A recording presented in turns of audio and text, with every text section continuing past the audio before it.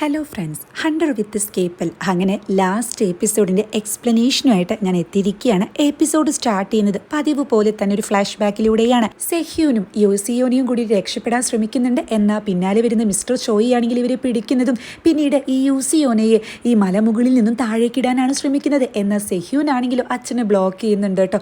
പറ്റത്തില്ല, ഒന്നും ചെയ്യരുതെന്നൊക്കെ പറഞ്ഞിട്ട് അങ്ങനെ പിടിയും വിളിയാകുന്ന ടൈമിൽ ആ ഒരു തക്ക നോക്കി യൂസിയോന അച്ഛനെ അങ്ങ് താഴത്തേക്ക് ഇടുന്നുണ്ട്.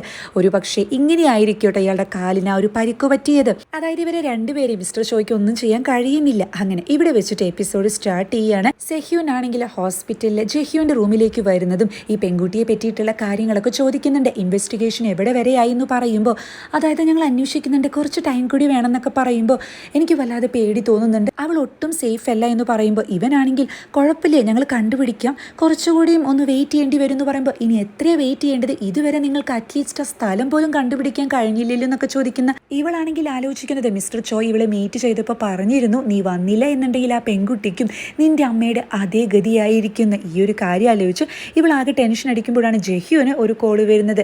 ഇതേ ടൈമിൽ ഈ മിസ്റ്റർ ചോയും പെൺകുട്ടിയും വാനിൽ പോകുന്നത് കാണിക്കുന്നുണ്ട്. ഈ പെൺകുട്ടിയാണെങ്കിൽ നേരത്തെ അച്ഛനോട് പെർമിഷൻ ചോദിക്കാതെ ഫുഡ് വാങ്ങാൻ പോയി കുറച്ച് പ്രശ്നമൊക്കെ ഉണ്ടായല്ലോ, അച്ഛൻ എന്നോട് ക്ഷമിക്കണം, എനിക്ക് അബദ്ധം പറ്റിയതെന്നൊക്കെ പറഞ്ഞ് പെൺകുട്ടി സോറി പറയുന്നുണ്ട്. പക്ഷെ മിസ്റ്റർ ചോയ് നല്ല ദേഷ്യത്തിലായിരിക്കും.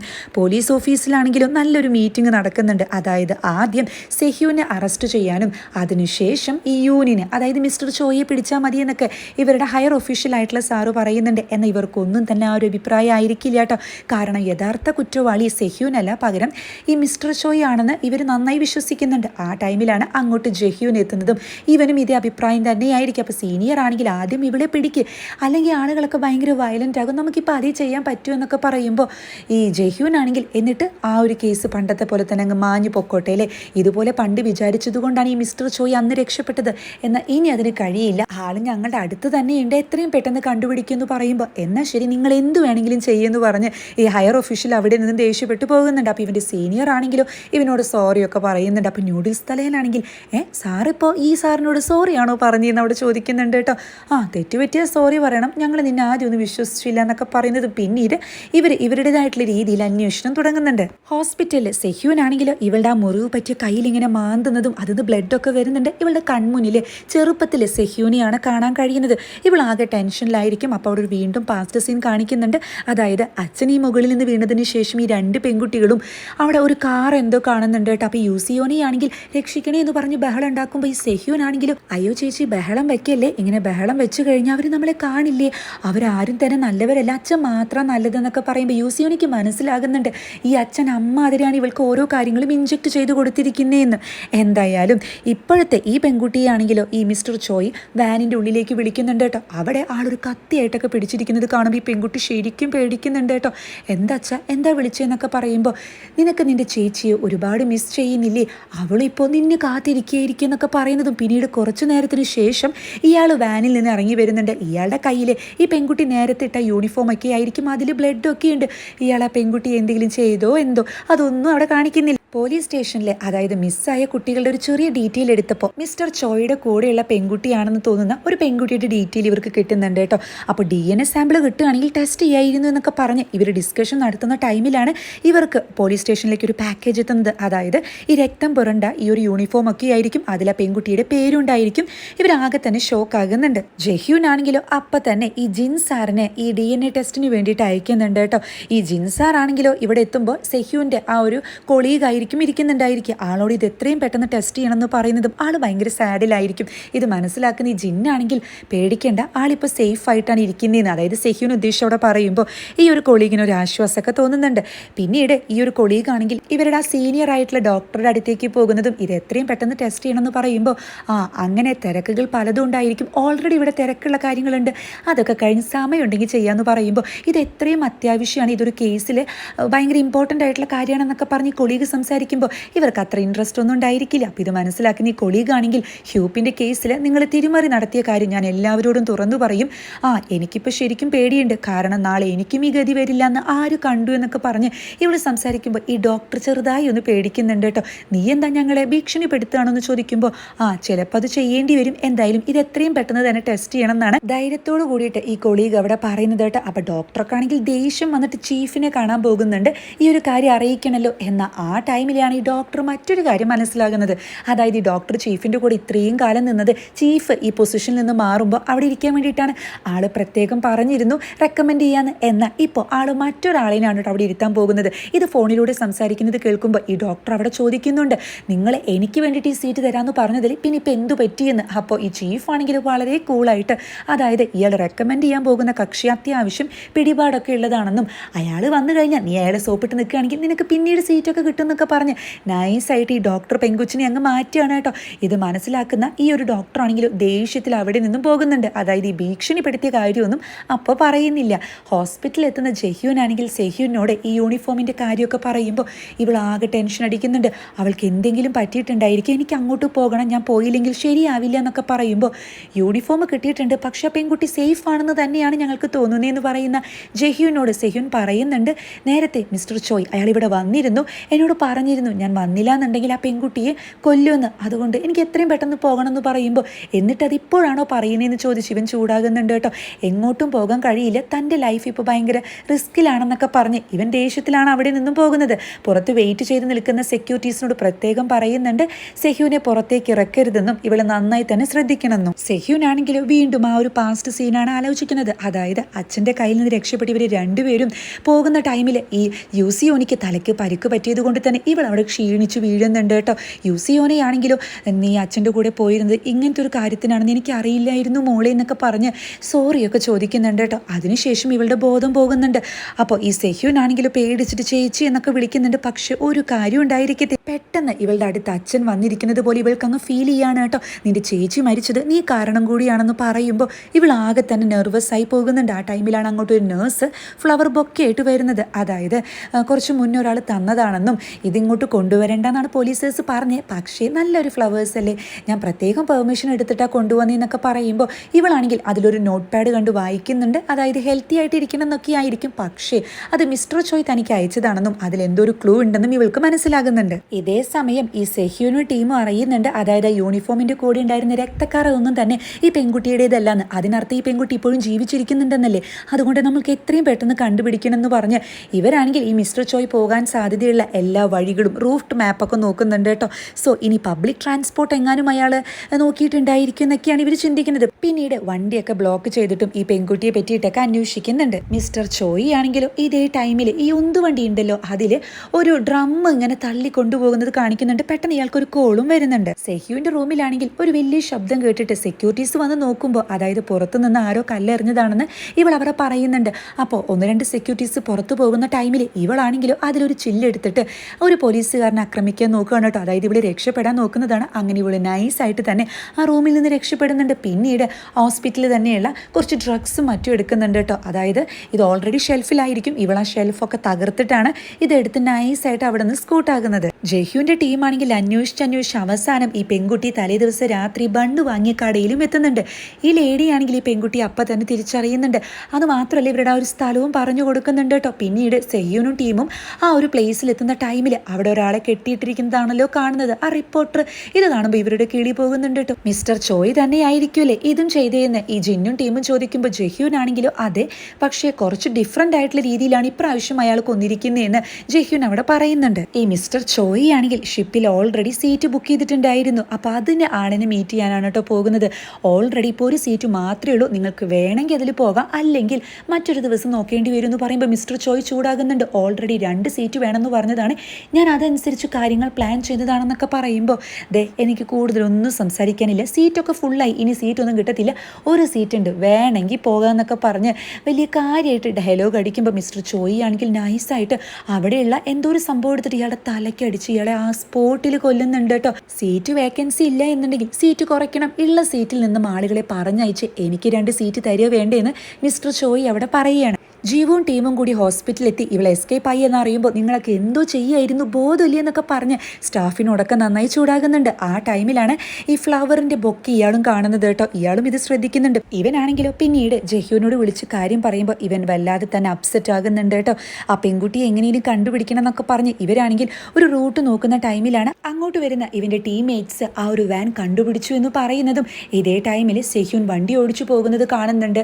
അതുപോലെ ഈ പെൺകുട്ടി കണ്ണു തുറക്കുമ്പോൾ ഏതോ ഒരു ഇരുട്ട് റൂമിലാണെന്ന് തോന്നും. ഇരുട്ട് റൂമിലൊന്നുമല്ല, നേരത്തെ മിസ്റ്റർ ചോയി ഒരു ഡ്രം ഇങ്ങനെ ഉന്തി കൊണ്ടുപോകുന്നത് കണ്ടില്ലേ? ആ ഡ്രമ്മിൽ ഈ പെൺകുട്ടി ഇട്ടിട്ട് കാടിൻ്റെ സെൻറ്ററിലാണ് കേട്ടോ കൊണ്ടുപോയി വെച്ചിരിക്കുന്നത്. ഈ പെൺകുട്ടിയാണെങ്കിൽ അച്ഛനോട് ക്ഷമിക്ക്, എനിക്ക് തെറ്റ് പറ്റിപ്പോയി, എന്നോട് ഇങ്ങനെ ചെയ്യൽ എനിക്ക് പേടിയാകുന്നു എന്നൊക്കെ പറഞ്ഞ് അലമുറിയിട്ട് കരയുന്നുണ്ട് കേട്ടോ. എപ്പിസോഡ് 15 ഇവിടെ വെച്ചിട്ടാണ് അവസാനിക്കുന്നത്. അങ്ങനെ ഫൈനൽ എപ്പിസോഡ് സ്റ്റാർട്ട് ചെയ്യുന്നത് വീണ്ടും ഒരു ഫ്ലാഷ് ബാക്കിലൂടെയാണ്. അതായത് ഈ ചേച്ചി മരിച്ചതിന് ശേഷം സെഹ്യൂനാണെങ്കിൽ കുറേ കല്ലുകളൊക്കെ എടുത്തിട്ട് അതായത് ഒരു ശവസംസ്കാരം പോലെ നടത്തുന്നുണ്ട് കേട്ടോ. പണ്ട് ചേച്ചി യൂസിയോൻ ഇതുപോലെ പറഞ്ഞു കൊടുത്തിരുന്നു, ഈ മൃഗങ്ങളൊക്കെ മരിക്കുമ്പോൾ ഇങ്ങനെ ചെയ്യണം, നമ്മൾ അവർക്ക് വേണ്ടി പ്രാർത്ഥിക്കണം, അവസാനമായിട്ട് ഗുഡ് ബൈ പറയണം എന്നൊക്കെ. അതാലോചിക്കുന്ന സെഹ്യൂനാണെങ്കിൽ ചേച്ചി ഗുഡ് ബൈ എന്ന് പറയുന്നതും ഇവിടെ വെച്ചിട്ടാണ് എപ്പിസോഡ് സ്റ്റാർട്ട് ചെയ്യുന്നത്. അങ്ങനെ ഈ ജെഹ്യൂൻ്റെ ടീം ഈ വാൻ കണ്ടുപിടിക്കുന്നുണ്ട് കേട്ടോ. ആ വാനിൻ്റെ ഉള്ളിലത്തെ ഒരു കാര്യങ്ങളൊക്കെ കാണുമ്പോൾ ഇവരങ്ങ് ഷോക്കായി പോകുന്നുണ്ട്. ഈ ജെഹ്യൂനാണെങ്കിൽ അന്നത്തെ ഈ സെഹ്യൂനെയാണ് കേട്ടോ അവിടെ കാണാൻ കഴിയുന്നത്. ഇത് ശരിക്കും ഒരു ഓട്ടോപ്സി റൂം പോലെ തന്നെ ഉണ്ടല്ലേ എന്ന് കൂടെയുള്ളവർ ഇവനോട് പറയുന്നുണ്ട്. അത്രയും എക്യുപ്മെൻസും അതുപോലെ ഈ വാളും കത്തിയൊക്കെ ആണല്ലോ അതിലുണ്ടായിരിക്കുക. ഇവനാണെങ്കിൽ മുഷ്ടിയൊക്കെ ഇങ്ങനെ ചുരുട്ടി അത്രയും ദേഷ്യത്തിലായിരിക്കും. സെഹ്യൂനാണെങ്കിലോ അങ്ങനെ ഇയാൾ ഉദ്ദേശിക്കുന്ന ആ ഒരു ലൊക്കേഷനിൽ തന്നെ എത്തുന്നുണ്ട് കേട്ടോ. അവിടെ മൊത്തത്തിൽ ചളിയൊക്കെയായിരിക്കും. അവിടെ ഇവിടെ പണ്ട് ക്ലീൻ ചെയ്യാൻ ഉപയോഗിക്കുന്ന ഒരു ബക്കറ്റ് ഇങ്ങനെ താഴ്ന്നു പോകുന്നതാണ് ഇവൾക്ക് കാണാൻ കഴിയുന്നത് കേട്ടോ. ആ ടൈമിൽ മറ്റൊരു പാസ്റ്റ് സീന് കൂടി കാണിക്കുന്നുണ്ട്. അതായത് മുന്നേ ഇവളും അമ്മയും ബർത്ത്ഡേക്ക് ഇങ്ങനെ കേക്ക് മുറിക്കുമ്പോൾ ഈ മിസ്റ്റർ ചോയ് വന്നിട്ട് അമ്മേനെ ടോയ്ലറ്റിൽ വെച്ചിട്ട് അടിച്ചങ്ങോട്ട് ഭയങ്കരമായിട്ട് ഉപദ്രവിക്കുന്നുണ്ട്. അപ്പോൾ ഈ പെൺകുട്ടിയാണെങ്കിൽ സെഹ്യൂൻ ഒന്നും മിണ്ടാതെ പോയിട്ട് അത് ക്ലീൻ ചെയ്യുകയാണ്. മിസ്റ്റർ ചോയ് ഇത് കണ്ട് ആദ്യം ഒന്ന് ഷോക്ക് ആകുന്നുണ്ട്. അതിനുശേഷം ഈ പെൺകുട്ടിയെ ഹഗ് ചെയ്ത് മോളെ നിന്നെ എനിക്ക് ഒരുപാട് ഇഷ്ടമാണ്, നീ ഇല്ലാതെ എനിക്ക് ജീവിക്കാൻ കഴിയില്ല എന്നൊക്കെ പറഞ്ഞു. ശരിക്കും ഒരു സൈക്കോത്തരം. ഇതൊക്കെ ആലോചിച്ചെടുക്കുന്ന ടൈമിലാണ് മിസ്റ്റർ ചോയ് അങ്ങോട്ട് വരുന്നതും. ഞാൻ ലൈറ്റ് ആയിട്ടൊന്നും ഇല്ലല്ലോ എന്ന് ചോദിക്കുന്ന മിസ്റ്റർ ചോയ് ആണെങ്കിൽ ഈ സ്ഥലം നിനക്ക് ഓർമ്മയുണ്ടായിരിക്കുമല്ലേ, ഇവിടെയാണ് ജാങ്മിയെ ഞാൻ കുഴിച്ചിട്ടതെന്ന് പറയുമ്പോൾ ഇവളുടെ മുഖത്ത് വലിയ കാര്യമായിട്ട് ഭാവ വ്യത്യാസമൊന്നും ഉണ്ടായിരിക്കില്ല. സെഹ്യൂൻ ആണെങ്കിൽ ഹോസ്പിറ്റലിലുള്ള ഒരു കാർ എന്തോ എടുത്തിട്ടാണല്ലോ ഇതുവരെ വന്നത്. കാറ് കണ്ടുപിടിക്കുന്നുണ്ട്, പക്ഷേ അതിൽ ഇവൾ ഉണ്ടായിരിക്കത്തില്ലല്ലോ. ഈ ടൈമിൽ ഈ പെൺകുട്ടിയാണെങ്കിൽ വല്ലാതെ തന്നെ ടെൻഷൻ അടിക്കുന്നുണ്ട് കേട്ടോ. ഈ ഹോൾ ഉള്ളത് കൊണ്ട് അത്യാവശ്യം ശ്വാസമൊക്കെ എടുക്കാൻ കഴിയുന്നുണ്ട്. പക്ഷേ ഈ പെൺകുട്ടി ആകെ പേടിച്ചു പോവുകയാണ്. ആ ടൈമിലാണ് സെഹ്യൂൻ പറഞ്ഞ ആ ഒരു വാച്ചിന്റെ കാര്യം ഈ പെൺകുട്ടിക്ക് ഓർമ്മ വരുന്നത്. സെഹ്യൂൻ ആണെങ്കിലും ആ പെൺകുട്ടിയെയും നിങ്ങൾ കൊന്നു എന്ന് ചോദിക്കുമ്പോൾ അതാണ് ഇപ്പോൾ ഇമ്പോർട്ടൻ്റ് എന്ന് ചോദിക്കുന്ന മിസ്റ്റർ ചോയി ആണെങ്കിൽ ബോട്ടിൽ 2 സീറ്റ് റെഡി ആയിട്ടുണ്ട്, നമുക്കിപ്പോൾ തന്നെ പോകണം, ഇതൊരു പുതിയ തുടക്കമാകട്ടെ എന്നൊക്കെ പറയുമ്പോൾ നിങ്ങൾക്ക് ശരിക്കും എന്താ വേണ്ടേ, നിങ്ങൾ എന്തിനാ എന്നെ ഇങ്ങനെ പിന്തുടരുന്നതെന്ന് ചോദിക്കുന്ന ഇവളോട് അല്ല നീ എന്തായി പറയുന്നേ, പോലീസ് ഇപ്പോൾ എന്നെ മാത്രമല്ല നിന്നെയും അന്വേഷിക്കുന്നുണ്ട്, നീ ആ പ്രസ് മീറ്റിംഗ് വെച്ച് എല്ലാം തുറന്നു പറഞ്ഞതുകൊണ്ട് അവർ നിന്നെ വിശ്വസിച്ചു എന്നാണോ നീ വിചാരിക്കുന്നേ?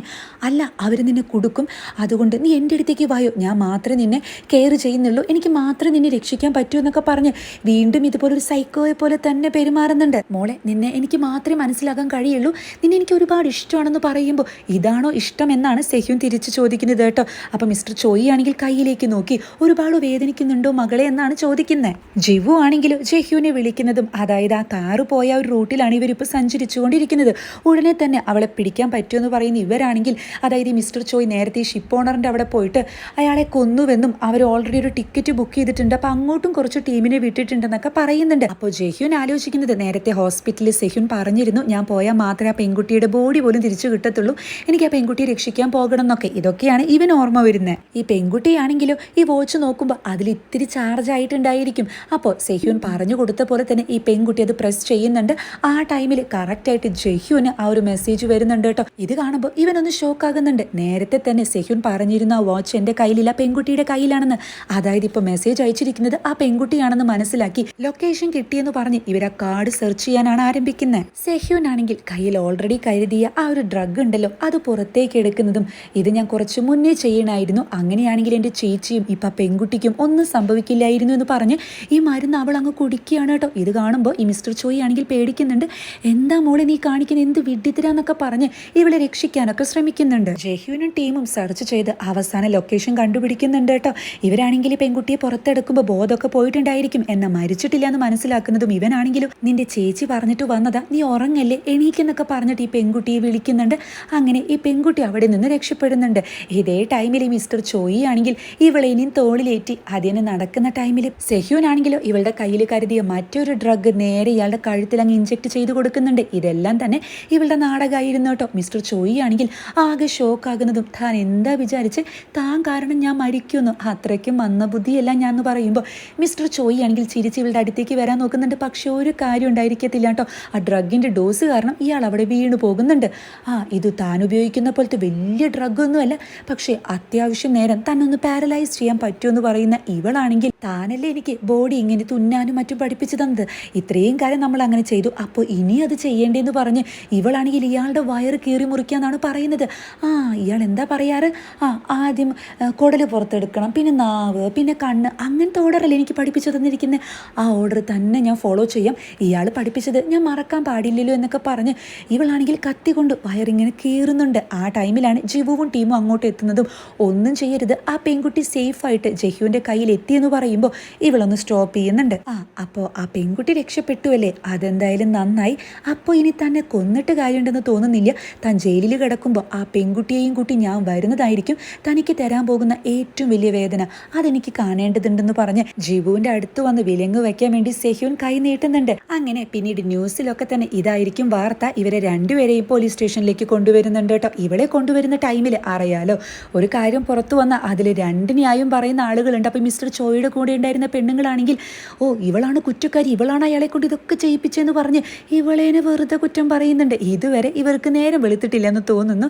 എന്തായാലും ഇവളെ ക്വസ്റ്റ്യൻ ചെയ്യാൻ പോകുന്നത് ജഹ്യുനായിരിക്കും കേട്ടോ. ഇവനാണെങ്കിലും റിലാക്സ് ചെയ്ത് ടെൻഷൻ അടിക്കേണ്ടെന്ന് പറയുന്നതും, എന്തിനാ താൻ എന്നോട് കൂട്ടാൻ്റെ അങ്ങോട്ട് പോയത്, ഞാൻ പറഞ്ഞതല്ലേ എന്തെങ്കിലും ചെയ്യണമെന്നുണ്ടെങ്കിൽ എന്നോട് പറയണമെന്ന്, എന്ത് പറ്റിയെന്നൊക്കെ ചോദിക്കുമ്പോൾ ആ പെൺകുട്ടിയുടെ യൂണിഫോം കണ്ട ടൈമിൽ എൻ്റെ എല്ലാ കൺട്രോളും വിട്ടുപോയി, ഞാൻ കാരണമാണല്ലോ ഇതൊക്കെ സംഭവിച്ചത്, അതുകൊണ്ട് തന്നെ എനിക്ക് അവസാനിപ്പിക്കണമെന്നുണ്ടായിരുന്നു, അങ്ങനെ ഇതൊക്കെ നടന്നേന്ന് ഇവളവിടെ പറയുന്നുണ്ട്. ഇവനാണെങ്കിലും എന്തായാലും ഇയാൾ സെൽഫ് ഡിഫെൻസ് ആയിട്ട് അയാളെ അറ്റാക്ക് ചെയ്യാൻ ശ്രമിച്ചു എന്നാണ് വരുത്തി തീർക്കാൻ നോക്കുന്നത്, അതുകൊണ്ട് അങ്ങനത്തെ കാര്യമൊന്നും കുഴപ്പമുണ്ടായിരിക്കില്ല. പക്ഷേ ഓൾറെഡി ഈ ഫോറൻസിക് റിപ്പോർട്ടിൽ തിരുമുറി നടത്തിയതിൻ്റെ പേരിലും പിന്നെ ഈ ഹോസ്പിറ്റലിൽ ഈ പോലീസേഴ്സിനെ അറ്റാക്ക് ചെയ്ത് രക്ഷപ്പെടാനൊക്കെ നോക്കിയല്ലോ, ആ കേസുകളുള്ളത് കൊണ്ട് ഒരു ചെറിയ ശിക്ഷയൊക്കെ ചിലപ്പോൾ കിട്ടുമായിരിക്കും എന്ന് പറയുമ്പോൾ ഇവൾക്ക് വലിയ പേടിയോ അങ്ങനെ ഒന്നും തന്നെ ഉണ്ടായിരിക്കത്തില്ല. പുറത്തേക്ക് ഇറങ്ങുന്ന ടൈമിലും ഇവനാണെങ്കിലും ടെൻഷനൊന്നും അടിക്കേണ്ട കേട്ടോ, കുഴപ്പമൊന്നും ഉണ്ടായിരിക്കില്ല എന്ന് പറയുന്നതും പിന്നീട് ഒരു ലോയറെ ഇവൾക്ക് റെക്കമെൻഡ് ചെയ്ത് കൊടുക്കുന്നുണ്ട്. ആൾ നല്ല വക്കീലാണ്, തനിക്ക് നന്നായിട്ട് ഹെൽപ്പ് ചെയ്യുമെന്നൊക്കെ പറയുന്നതും പിന്നീട് ഇവൻ ഫോണിൽ സംസാരിക്കുമ്പോൾ ഇവൾ നോക്കുന്നത് സൂര്യനെ ആയിരിക്കും കേട്ടോ. സൂര്യൻ്റെ ലൈറ്റ് ഇവളുടെ മുഖത്ത് ഇങ്ങനെ അടിക്കുന്ന ടൈമിൽ ഇവൾക്ക് എന്തോ ഒരു എനർജി പോലെ ഫീൽ ചെയ്യുകയാണ്. ഇവൾ നേരെ അവിടെ നിന്നും പോകുന്നത് അമ്മയുടെ അടുത്തേക്കായിരിക്കും, ഹോസ്പിറ്റലിൽ കിടക്കുന്ന ഇവളെ നോക്കി വളർത്തിയ സിസ്റ്ററിൻ്റെ അടുത്തേക്ക് കേട്ടോ. ഇപ്രാവശ്യം ഈ സിസ്റ്ററൊക്കെ ഇവളെ കാണുമ്പോൾ എന്തോ മകളാണെന്ന് ഓർമ്മ വരുന്നുണ്ട്, അതുകൊണ്ട് തന്നെ ചോദിക്കുന്നുണ്ട്, എന്താ മോളെ നിൻ്റെ മുഖം ഇങ്ങനെ ഇരിക്കുന്നേ, നീ ഭയങ്കര ക്ഷീണിച്ചിട്ടാണല്ലോ എന്ന്. അപ്പോൾ ഇവൾക്കങ്ങ് വിഷമം വരുന്നുണ്ട് കേട്ടോ. ഈ അമ്മയാണെങ്കിലും എൻ്റെ മോളല്ലെങ്കിലും ബെസ്റ്റാണ്, നല്ലൊരു കുട്ടിയാണെന്നൊക്കെ പറയുമ്പോൾ ഇവൾക്ക് ഒരുപാട് സന്തോഷമൊക്കെ തോന്നുന്നുണ്ട്. അങ്ങനെ പിന്നീട് കുറച്ച് മാസങ്ങൾക്ക് ശേഷം അവിടെ കാണിക്കുന്നത് ഈ ജഹ്യൂനുണ്ടല്ലോ ഒരു കള്ളൻ്റെ പിന്നാലെ ഓടുന്നതാണ് കേട്ടോ. ഇവൻ ഈ ക്രൈം ഡിപ്പാർട്ട്മെൻറ്റിൽ നിന്നൊക്കെ മാറി ലോക്കൽ പോലീസിലേക്കാണ് കേട്ടോ മാറ്റം വന്നിരിക്കുന്നത്. അപ്പം നേരത്തെ ആ ഒരു സ്റ്റോക്കറിനെ പിടിച്ച ടൈമിൽ ഇയാളാണെങ്കിൽ ഈ പോലീസേഴ്സിനൊക്കെ ഒന്ന് വട്ടം ചുറ്റിച്ചിരുന്നു. അന്നേ ജഹ്യൂൻ പറഞ്ഞിരുന്നു ഒരിക്കലും നിന്നെ എൻ്റെ കയ്യിൽ കിട്ടും, അപ്പം കാണിച്ചു തരാമെന്ന്. ഇതുപോലെ ഈ സ്റ്റോക്കറിനെ കിട്ടിയിരിക്കുകയാണ് കേട്ടോ കയ്യിൽ. നേരെ ഈ ജിന്നിൻ്റെയും മറ്റടുത്തേക്ക് കൊണ്ടുവരുന്നതും ഇപ്പം എങ്ങനെ ഇരിക്കുന്നു, ഇവന് കണക്കിന് കൊടുക്കണം എന്നൊക്കെ പറഞ്ഞ് ഇയാളോട് സംസാരിക്കുന്നുണ്ട്. അപ്പോൾ ഇവൻ്റെ സീനിയറൊക്കെ ആണെങ്കിൽ എടാ നീ ലോക്കൽ പോലീസിൽ തുടരാനാണ് ഉദ്ദേശിക്കുന്നത്, തിരിച്ചിങ്ങോട്ടൊന്നും വരുന്നില്ലെന്ന് ചോദിക്കുമ്പോൾ ഇവിടെ കുറച്ച് ഇൻട്രസ്റ്റിംഗ് ആയിട്ടൊക്കെ അങ്ങ് പോകുന്നു, ഞാൻ എന്തായാലും ഇത് തന്നെ കണ്ടിന്യൂ ചെയ്താലോ എന്ന് വിചാരിക്കുന്നുണ്ടെന്ന് ഈ ജഹ്യൂൻ അവിടെ പറയുന്നുണ്ട്. അല്ല മുഖത്ത് ഭയങ്കര സന്തോഷമുണ്ടല്ലോ, എന്താ ഇപ്പം എന്തെങ്കിലും നല്ലതായിട്ട് നടന്നോ എന്ന് ചോദിക്കുമ്പോൾ ഇപ്പം കാര്യങ്ങളൊക്കെ നന്നായി തന്നെ പോകുന്നതെന്ന് ഇവൻ പറയുന്നതും പിന്നീട് കാണിക്കുന്നത് ഈ സെഹ്യൂനെയും ഈ പെൺകുട്ടിയെ ആയിരിക്കും കേട്ടോ. ഈ പെൺകുട്ടി ഇപ്പോൾ സ്കൂളിലൊക്കെ ചേർത്ത് സ്കൂളിലേക്ക് പോകാൻ വേണ്ടി റെഡിയാകുകയാണ്. ഈ പെൺകുട്ടിക്ക് വേണ്ടി യൂണിഫോം ഒക്കെ ഇവള് വാങ്ങിക്കൊടുക്കുന്നതും. അപ്പോൾ ഈ പെൺകുട്ടിയാണെങ്കിൽ അതായത് ഇത് കറക്റ്റ് ഫിറ്റാണ്, കുറച്ചുകൂടി വലുത് വാങ്ങാം, അങ്ങനെയാകുമ്പോൾ നെക്സ്റ്റ് ഇയർ കൂടി യൂസ് ചെയ്യാലോ എന്നൊക്കെ പറയുമ്പോൾ സെഹ്യൂനാണെങ്കിൽ നീ ഫിറ്റ് ആയത് വാങ്ങ്, ബാക്കിയുള്ള കാര്യമൊക്കെ പിന്നെയല്ലേ എന്നൊക്കെ പറയുമ്പോഴാണ് അങ്ങോട്ട് ജഹ്യൂൻ ഓടി എത്തുന്നത് കേട്ടോ. അപ്പോൾ ജഹ്യൂനാണെങ്കിലും ഇവളുടെ ഫേസ് കണ്ടിട്ട് ചേച്ചിക്ക് എന്ത് പറ്റിയെന്ന് ചോദിക്കുമ്പോൾ അയ്യോ ചേട്ടാ ചേച്ചിക്ക് ഭ്രാന്താന്നൊക്കെ പറഞ്ഞ് ഈ പെൺകുട്ടി അവിടെ സംസാരിക്കുന്നുണ്ട് കേട്ടോ. അങ്ങനെ ഇവർ നൈസായിട്ട് ഹാപ്പി ആയിട്ട് ആ ഒരു കാര്യങ്ങളൊക്കെ പർച്ചേസ് ചെയ്യുന്നതും ഇവരവിടെ നന്നായി സ്പെൻഡ് ചെയ്യുന്നതൊക്കെ ആയിട്ടുള്ളൊരു നല്ല സീനാണ് കാണിക്കുന്നത്. അങ്ങനെ അവസാനം ഈ മിസ്റ്റർ ചോയിനെ ജയിലിൽ അടച്ചിട്ടുണ്ട് കേട്ടോ. ഒരു ഏകാന്ത ജയിലെന്നൊക്കെ പറയത്തില്ലേ, അതായത് വെളിച്ചം പോലും മര്യാദയ്ക്ക് കിടക്കുന്നില്ല. ആ ടൈമിലാണ് അങ്ങോട്ട് ഒരു വിസിറ്റർ വന്നിട്ടുണ്ടെന്ന് പറയുന്നതും ഇവനാണെങ്കിൽ പോയി നോക്കുമ്പോൾ അവിടെ ഈ സെഹ്യൂൻ നിൽക്കുന്നുണ്ട് കേട്ടോ. സെഹ്യൂനാണെങ്കിൽ മിസ്റ്റർ ചോയി നോക്കി ചിരിക്കുകയാണ്. അപ്പോൾ മിസ്റ്റർ ചോയ് തിരിച്ചും ചിരിക്കുന്നുണ്ട്. കോമഡി എന്താണെന്ന് വെച്ചാൽ ഇത് ആൾ ജസ്റ്റ് ഇമാജിൻ ചെയ്യുന്നതാണ് കേട്ടോ, അങ്ങനെ ഒരു വിസിറ്ററേ അവിടെ വന്നിട്ടില്ല.